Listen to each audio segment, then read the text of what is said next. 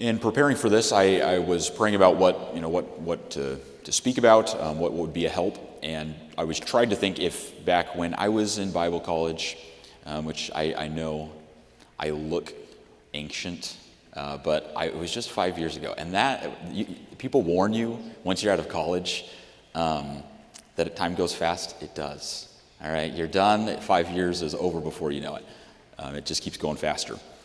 But as I was thinking through what to preach, I was thinking, what 3 messages could I have used the most when I was in college, in Bible college?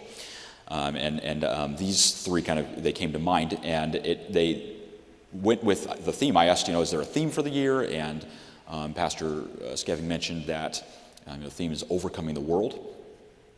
And so as I thought through that, it's like, okay, yeah, these messages actually work great with that theme. That idea of overcoming the world. So what is the world, though? How do you think of the world? Well, of course, the Bible uses the world a few different ways. There's a famous verse, "For God so loved the world," right? And in that sense, we would be talking about the people of the world, right? All the people in the world. The Bible also talks about how, of course, God created the world. And that's the structure, the actual physical material of the world and the universe that we live in. But then there's the other sense when we say something like the world, the flesh, and the devil, right? And that's, of course, what we mean when we're talking about overcoming the world, is in that sense, the world. What is that? Well, I've heard it called recently, and I like this, the devil's management system. Another good definition for it I found that I really like is the world is the various non-Christian religions, ideologies, philosophies, values, and economic systems, as well as the more mundane but equally powerful influence of peer pressure, fashion, and the media. These influences provide a script for day-to-day life apart from God. It's a good description of what the Bible means when it talks about the world. It's that system that provides a script for you to live life with no reference or regard to God. In the Bible, a major typological symbol for the world is the nation of Egypt. When God delivered the people of Israel out of Egypt, that was like how he delivers us from enslavement to the world in our salvation. And similarly, there's more work to do after that, though. If you remember Israel, they come out of Egypt, and it's a great, there's all the plagues, all the bugs and everything, and it sounds like from what I hear, you guys were plagued with some bugs last night. You experienced a little taste of the plagues of Egypt. Perhaps God used all these great miracles and plagues to deliver his people out of Egypt in a short period of time. Right? It was pretty short order between when the plague started and when the children of Israel are walking free out from enslavement. But it took a whole lot longer to get Egypt's ways out of them. Right? It took 40 years of just struggling with the ways of Egypt before they got it out of them, and they never really totally did, right? But the point there is it's really a lot easier to get you out of the world than it is to get the world out of you.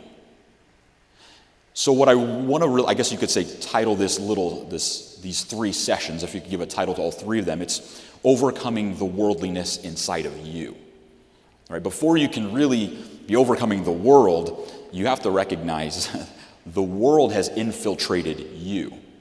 And you're in a lifelong process of God getting the ways of the world out of you.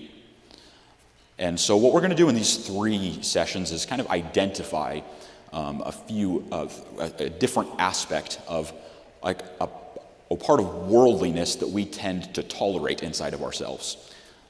We have allowed the world to infiltrate and often tolerate the ways of the world in our heart and in our mind. And so we'll spend some time looking at that. First, I want to read these verses here in 1 John chapter 2, verses 15 through 17. And then right after that, we'll turn over to Ephesians chapter 5. The Bible says, "Love not the world, neither the things that are in the world. If any man love the world, the love of the Father is not in him. For all that is in the world, the lust of the flesh, and the lust of the eyes, and the pride of life, is not of the Father, but is of the world. And the world passeth away, and the lust thereof. But he that doeth the will of God abideth forever." Love not the world.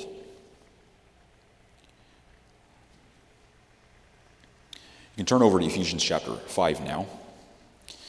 Ephesians 5.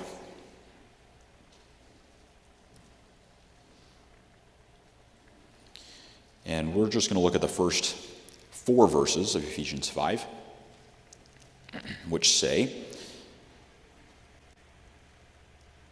"Be ye therefore followers of God as dear children, and walk in love, as Christ also hath loved us, and hath given himself an offering and a sacrifice to God for a sweet-smelling savor.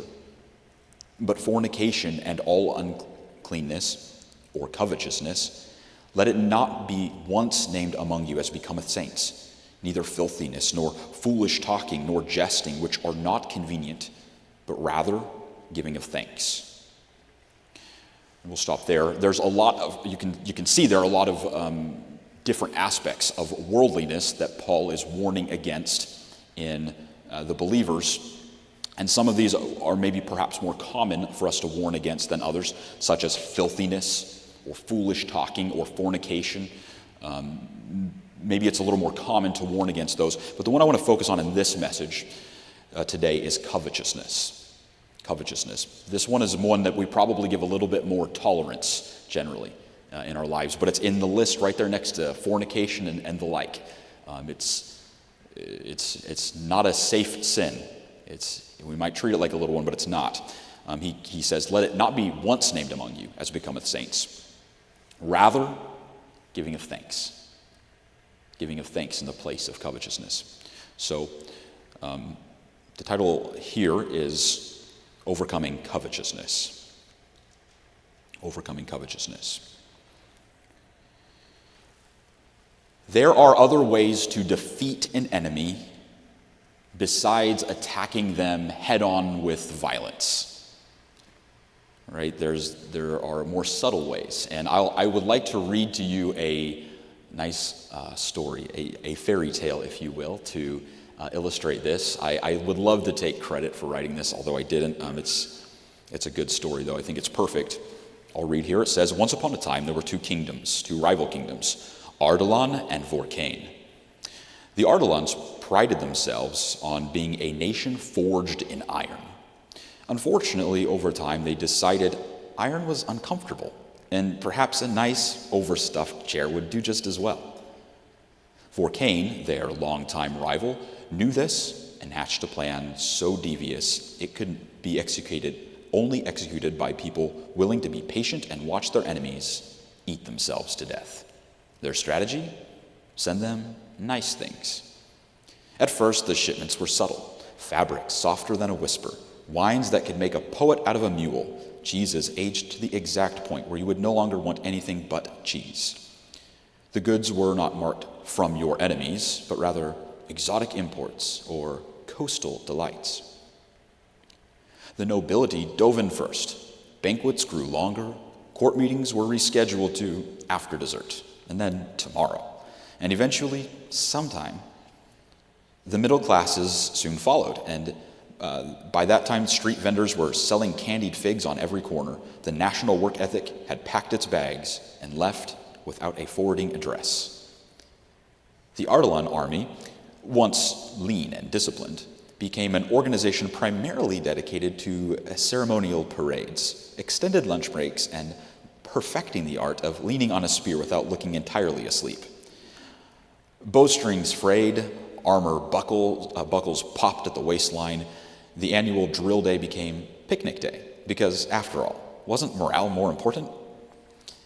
Years rolled by. Children grew up never seeing their parents break a sweat except in the middle of an enthusiastic dance. The national anthem was slowed to half its original tempo to better accommodate digestion. Then came the spring morning when Vorkane marched in. To call it an invasion is generous. It was more like a brisk walk. Villages surrendered by lunchtime. The only barricades were chairs blocking the tavern door so the soldiers could finish their drinks in peace. When the king finally ordered his troops to assemble, they arrived in what can only be described as various states of readiness, most of which were not ready. Some clutched half-eaten pastries. One captain, upon seeing the enemy, reportedly remarked, "Perhaps we could settle this over dinner?" Vorkane met no serious resistance. They simply collected towns like one collects seashells on a quiet beach. By evening, Ardalan was captured. The Vorkanian commander surveying the royal banquet hall found a feast still warm and not a single defender in sight. "This," he said, "is the first war I've won without breaking a sweat, though I can't speak for them." And thus ended the proud nation of Ardalan without a climactic battle, just a slow, luxurious collapse into the world's longest lunchtime. It's kind of a funny story, but I think the devil often uses similar strategies, particularly in a culture like ours. We don't experience head-on persecution generally here in America, so the devil uses subtler strategies, such as the one we just read about in this story.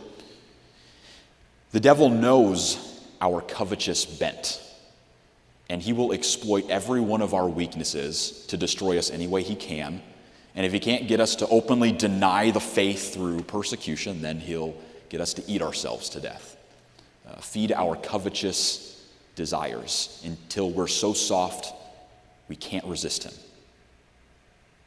This is one of the most dangerous attacks that we all face, especially in the world that we live in.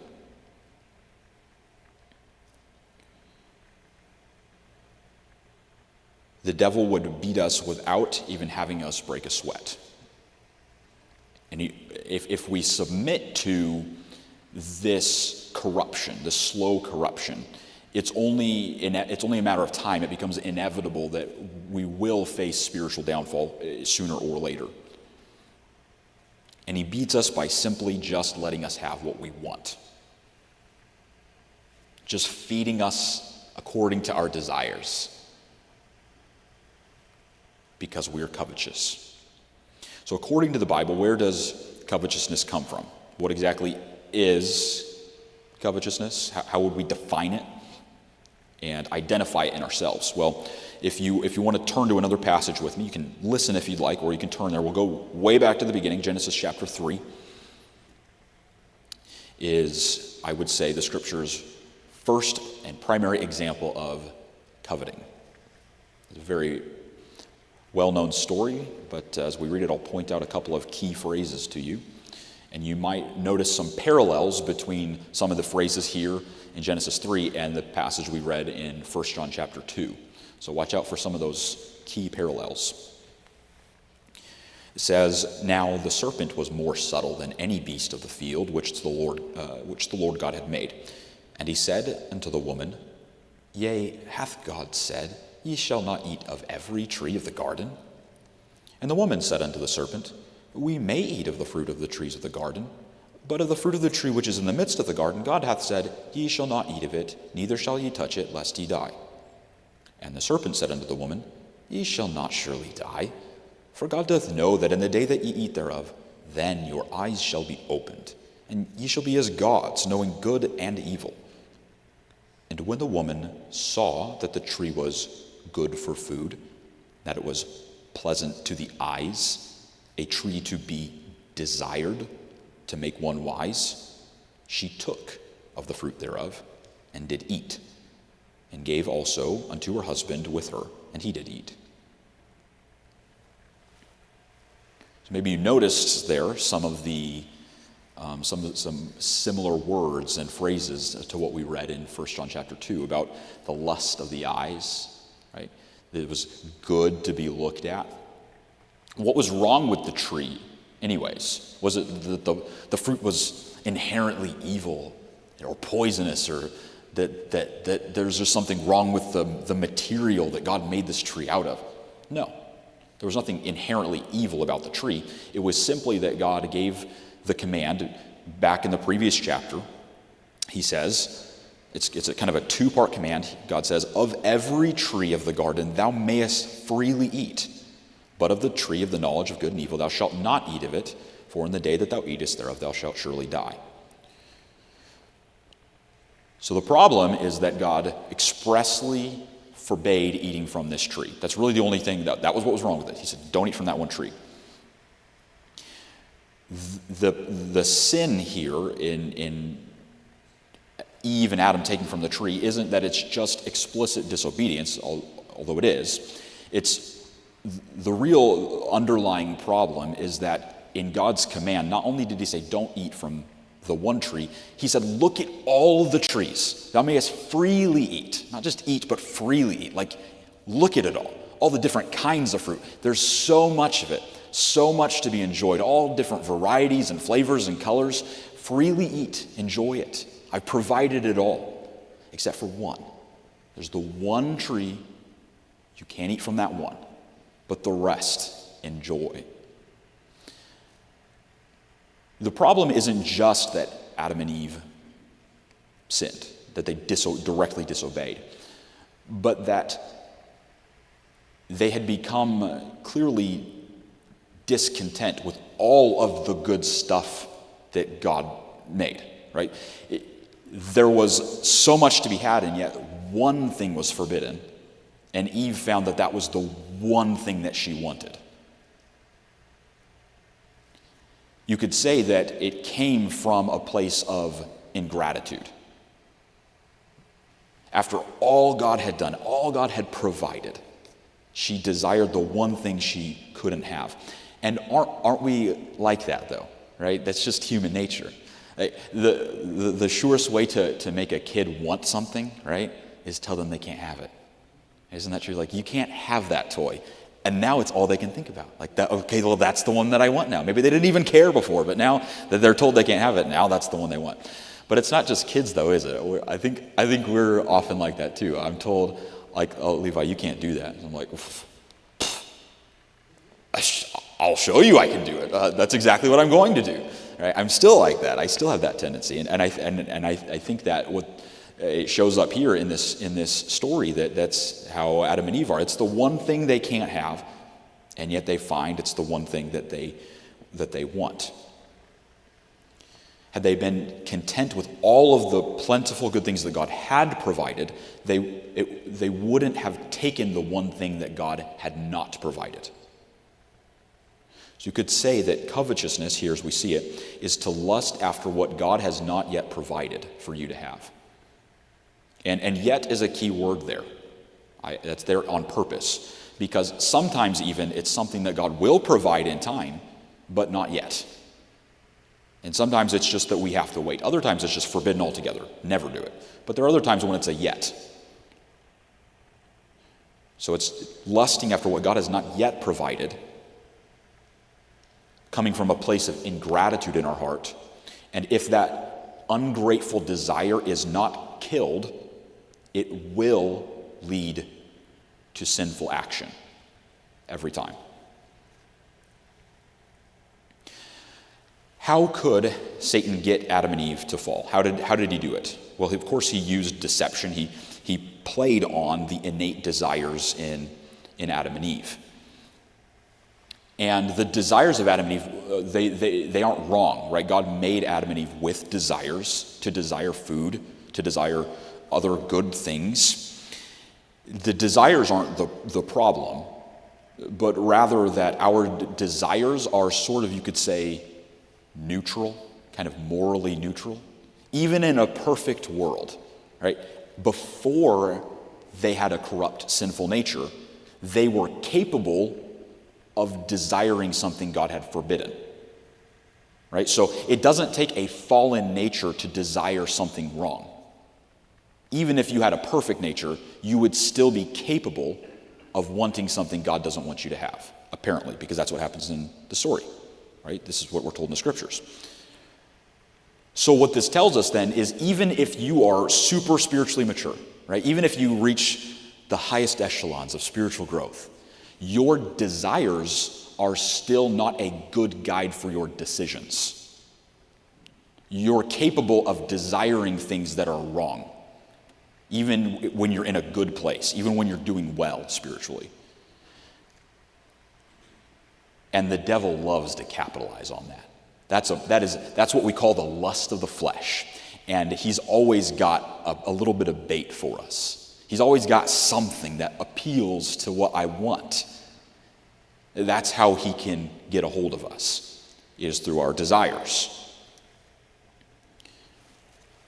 The process of coveting is to see something, to desire that thing that is forbidden, and eventually to take it for yourself.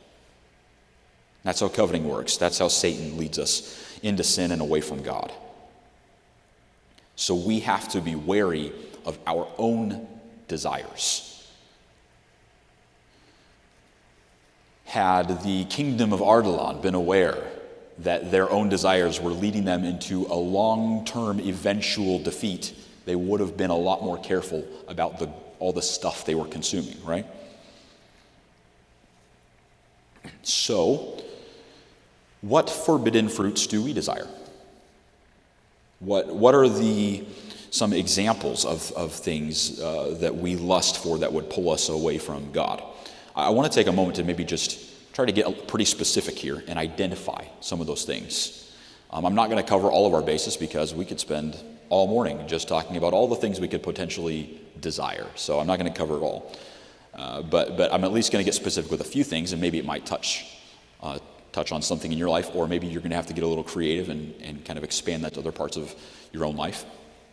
One example for things that we can easily get an inordinate affection for. That's another Bible phrase. It's an inordinate affection, or is a disordered desire, is a desire that's not in the correct order that God has for us. One of those examples would be for food. In fact, you could say Adam and Eve, that was what it was. It was a piece of fruit. It was food.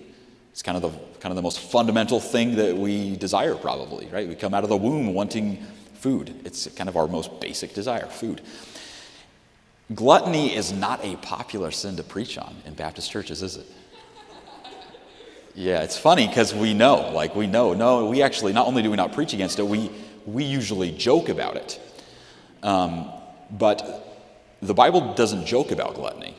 It's actually very serious. Particularly, I don't have a list of proverbs about it, but there's some serious proverb warnings against the sin of gluttony.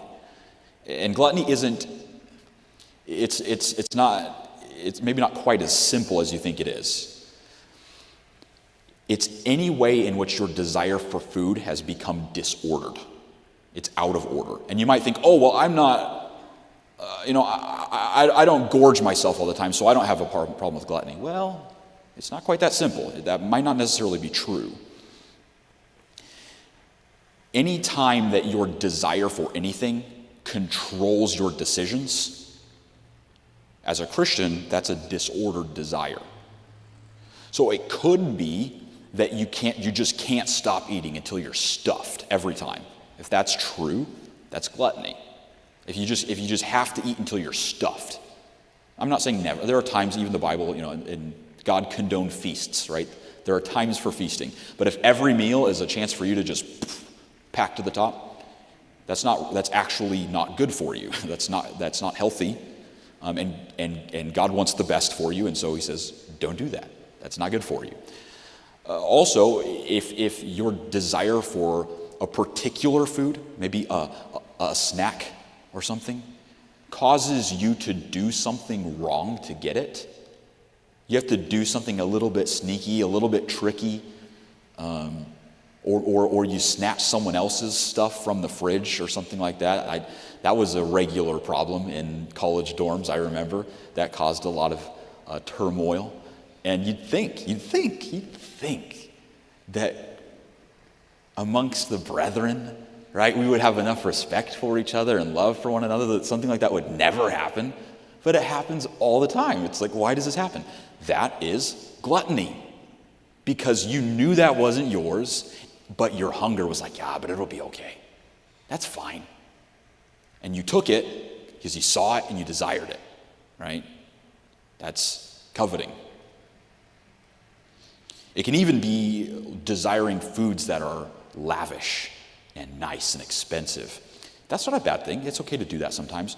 But I also remember, one thing I remember is in college, there were some guys who couldn't afford to pay their bill, but they would go out to Chick-fil-A every meal. It was like, what? Something's not adding up here. I don't understand. I thought you didn't have enough money for your school bill, but you have enough money for a Chick-fil-A sandwich every day for lunch. That would be another example of gluttony, because there's that food, I have to have it. I've got to have that. I'm like, well, your desire for food has become disordered. Now you're making foolish decisions because you have to have a particular food, right? You can see how that's just one example of many of how your desires can lead you into foolishness, can lead you into making decisions that are wrong. You see it, you desire it, and you let it rule over your life. That is a way in which the world has infiltrated you. And we don't typically identify something like gluttony as worldly, but it is. It's a system of the world, a part of the world system that you've let into you, a part of the devil's tactics that you are tolerating that's leading you to your own destruction. Do not tolerate it. It's not little, it's not acceptable, it's going to ruin you eventually, like it ruined the kingdom in the story we read about. It's a slow corruption, but it happens eventually. It doesn't just stay in that part of your life. It trickles and creeps into other parts of your life. Another very basic, fundamental desire that we have in our biology, which again is not a sinful desire because it's built into us, is the desire for sexual pleasure. That's something that's in us, right? That's built into who we are. It's not a bad thing.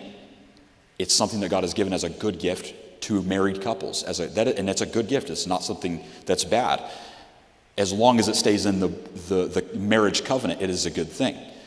But obviously, there's plenty examples to go around in the world of how there are countless opportunities for desiring that in a way that is not right? And I'm sure to some level or another, all of us have experienced that more or less. And just realistically, at this point, where generally most of you are in your age, the way biology works is you're probably like the height of the temptation in that way is probably higher now than it has been before and maybe will be in the future. You're at a very critical point in your life right now, that your desires would lead you away from God like that, in this way. When we see and desire and lust, we corrupt ourselves. Jesus talked about this. He said, if a man looks on a woman to lust after her, he has committed adultery with her already in his heart. It's a kind of coveting, right? You see, you desire, you dwell on it, you want to take. And if you don't kill that desire, if it doesn't get cast out, it will eventually turn into some kind of action, right? You can't tolerate a desire that extreme and not eventually do something to act on it. It's either killed or it's acted on. It's one of the two is going to happen. You might think that you can just let it stay in your mind, but it never stays there. These days, the way in which I think, and I'm sure most, if not all of you would agree that we would struggle with this the most, is through the avenue of our phones. Right? There is In fact, sometimes it's easier to find than it is to avoid at this point. It finds you even. You don't even have to go looking for it. Your social media feed is not your spiritual friend. It's not helping you, okay? I'm not saying social media is inherently bad and you shouldn't have it, although you might be a happier person, just in general, if you don't have social media. It could be good for you just to not have it at all. But if you do, that's not necessarily wrong. I've got some social media. But what you have to recognize is that a social media feed, those algorithms, they are designed to get as much of your attention as they can possibly get with no reference to morality at all. Whatever it takes to get you to look at stuff for more time, more stuff, that's what it's designed to get you to do, right? So it doesn't care what's right and wrong. It doesn't have reference to your spiritual values. So you have to treat your social media feed like a battlefield. You got to think of it as, I'm not going here just for leisure. This is a battlefield. It's similar to, again, the kind of battle I talked about earlier in that story, where if you're not paying attention, you're going to be consuming things. And it'll get bigger and bigger and worse, and before you know it, your spiritual life is in shambles because you were careless in what you allowed yourself to look at. Speaking of the way social media feeds and all that works, this feeds into our desire for stuff as well, right? Advertisements or seeing what other people have. Honestly, social media, I would say, is primarily fueled by covetousness. Like, how does social media get funded? Right? You don't pay for it. Where does the money come from? Honestly, I would say the way it's funded is through covetousness. There are all these ads, and they know this. They know this. When people see something that they want, and they see it again and again and again and again, eventually your will kind of breaks down, and you just got to pay for it. Now you got to have it. And so all the advertisement companies are paying to have ads on your social media feed so that they can get you to buy their stuff. And apparently it works. Apparently they're still making more money than they're spending on ads, and that's primarily what funds social media. So the way it works is they know that if they stick stuff that you like in front of you, you're going to buy it eventually. And how often is it like, I buy this thing. I didn't even know I needed this thing until I saw it on an ad. Exactly. It's because you didn't. You coveted it. Right? It was put in front of you.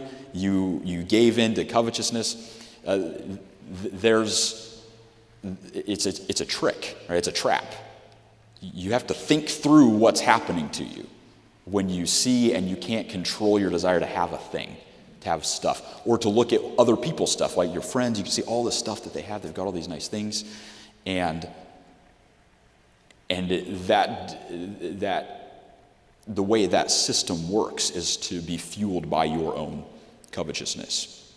We could go on and talk about other ways. You could covet other people's life situations. You could covet other churches. I think that church is better than my church, or I think that college is better than my college, or so on. You can just fill in the blank. Whenever you see something like, I think that situation is better than mine, and I would rather have that one.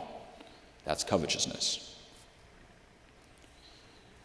So we need to change our minds about how to respond to our desires. If our response right now is, I want it, then I have to have it, right? That's the world's way. We've been called to a different way by Christ. I won't ask you to turn there, but Jesus says to his would-be disciples in Luke chapter 9, if any man will follow me, let him take up his cross, deny himself and take up his cross daily and follow me. For whosoever will save his life shall lose it, and whosoever will lose his life for my sake, the same shall save it. He said, to a crowd of people, if you want to follow me, you want to be my disciple, the first thing you have to do is deny yourself. Basically this, tell yourself no. That's step one. If you want to follow Jesus, step one is learn how to say no to yourself. And the reason for that is you can't even start following Jesus unless you're willing to get over all the obstacles, right? Every one of us has at least one obstacle, most of us many, why I have excuse why I don't need to follow Jesus. And in order for you to even begin the life of being a disciple, you have to be able to say no to all those reasons why you shouldn't. It doesn't stop there, though. In order to keep following Jesus, you want to follow in his way. You want to become like Christ, and I'm sure that would be the desire of all of us here. You cannot do that without being able to tell yourself no. It's not possible, because your desires most of the time are not going to line up. It's just reality. It's not the thing you're going to desire most is generally not the thing that is the way of Christ, right? At least our fleshly desires, anyways. So the response, the mindset shift you have to begin is, if I'm going to have victory, I have to be able to tell myself no. You have to learn to kind of parent your own desires, right? I mean, think of your carnal desires as kind of like a toddler, right? If you just let a toddler do whatever it wants, he's going to get himself killed. He's going to touch hot things. He's going to stick the fork in the outlet, and all of these ridiculous things. They want things that are not good for them. Okay, you have to treat your own flesh that way. Think of your own innate desires as, my desires are as unintelligent as a toddler. I have to control them. I have to tell them what to do. Say no to myself. Say no so that you can say yes to something else. Think back to Adam and Eve. What they could have done was say no to what the devil was saying and yes to all of the good things that God had, right? And it was better anyways. There was so much to be content with. Rather than coveting the one thing that was forbidden, they had so much to be content with. So a heart that is content with God's goodness has no space to covet the world's content. I'll say that again. A heart that is content with God's goodness has no space to covet the world's content. There is another step in the process, though. Just saying no isn't enough. You must enjoy what God has provided. Right? God doesn't just want you to be a bored, uninterested person who says no to everything. No. You say no to the stuff he's forbidden so that you can say yes to all the good things that he has provided. And enjoy them. Enjoy them gratefully. So your strategy for overcoming covetousness is to practice gratitude. If you will practice gratitude, you won't have time for coveting all the things you don't have. Gratitude is a response of thankfulness for the grace of God. And it begins with an attitude of appreciation, recognizing that, as James says, every good gift and every perfect gift, it comes from God. I am not entitled to anything good. All of the good things I enjoy, every bit of it is a gift to be enjoyed. Nothing that I deserve, but something God has provided because he's gracious. Gratitude, though, is not complete until it's been expressed. So it's good to have that attitude of recognize everything I have is a gift. All the good things are not entitled to me, but it's a gift. But it can't stop with just that recognition. It must be translated into words. I think a lot of times maybe we think maybe someone does something kind and you just assume, well, they know I'm thankful. Right? They know I'm thankful. But doesn't it go a long way when you do something kind for somebody and they look at you and with sincerity they say, thank you. Right? You do something kind for them and they just say, thank you. Just to know they know that what you did was kind. That's enough, right? I mean, it should be anyways. That I don't need your repayment, but just that you can acknowledge that what I did for you is kind. That's a great way to reciprocate the kindness. And it ought to be that way with God, right? Every time we every time we notice something good, say thank you. Thank you to God. You say, well, why would I do that? Well, you are in a battle, okay? You are prone to coveting, to desiring all the things God hasn't provided. And if you want to fight back against that, if you want a strategy to fight against your own tendency to take what God hasn't provided, what you have to do is begin to obsess over what God has provided.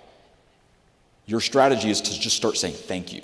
God's given me so much good. I don't have to go and get what he hasn't provided. I don't have to go and take more than what I need. I don't have to satisfy every little desire I have. He's provided enough for me to enjoy and to say thank you for. So learn to say thank you. Thank you for the simple things. Thank you for every meal. Thank you, not just in an empty, quick, I have to say my prayers because that's what I've always done, but actually mean it. Say thank you for the meals God provided. Thank you for the sunrise. Thank you for the clean water I get to enjoy. Thank you for the bed and the roof over my head. Thank you for the sermon I get to hear. Thank you for my work and my education. And you can go on and on. All the other thousands of blessings that you get to enjoy every day. Say thank you. Say thank you to other people as well. You really can't say thank you too much, if I can put it that way, right? You're never really going to wear someone out by saying thank you. So you can go ahead and just say thanks for everything anybody, God, or anyone else does for you, and you're going to be in a good spot, all right? That's a good place to be. If you are always giving thanks, you really don't have space to be covetous. The more and more you cultivate a spirit of gratitude, you're going to find out that covetousness somewhere along the line kind of got choked out. You kind of left it behind somewhere. And what you do is you put yourself in a place where you'll never become like that kingdom we read about in that story, that it eventually just corrupted itself so far that it couldn't even resist Satan's attacks. Rather than getting there, you're going to find that your spiritual strength has been protected. The opportunity for you to even put up a fight has been defended through thankfulness, through contentment.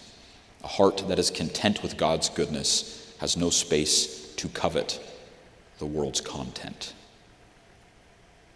So cultivate gratitude and overcome covetousness. We'll close this session here with a quick word of prayer. Father, thank you for this time in your word. I pray that you just give wisdom in applying this. I know there's many ways in which we can covet, so I ask that you, by your Spirit, you would just bring light to this for each person here and give good direction for everyone. And I ask for your grace in Jesus' name. Amen.